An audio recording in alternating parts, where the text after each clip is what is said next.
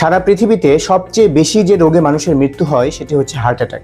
এটি এমন একটি রোগ যে কোনো সময় যে কারো সুস্থ মানুষের মৃত্যু হতে পারে। কিন্তু আমেরিকান হার্ট ফাউন্ডেশন এবং WHO বলছে যদি কোনো হার্ট অ্যাটাকের রোগীকে প্রি হসপিটাল ম্যানেজমেন্ট করা যায় তাহলে তার মৃত্যুর ঝুঁকি 70% কমে আসে।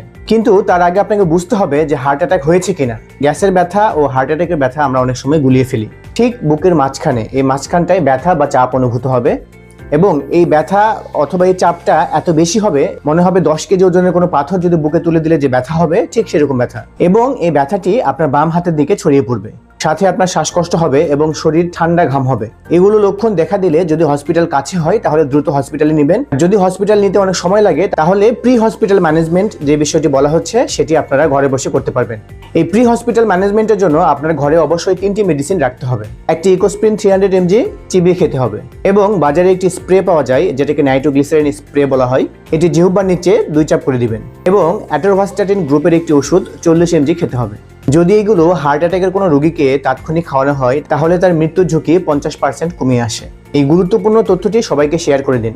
আপনার একটি শেয়ারের মাধ্যমে বেঁচে যেতে পারে কোনো একজনের প্রাণ। নিয়মিত স্বাস্থ্য টিপস পেতে পেজটি ফলো দিয়ে সাথেই থাকুন।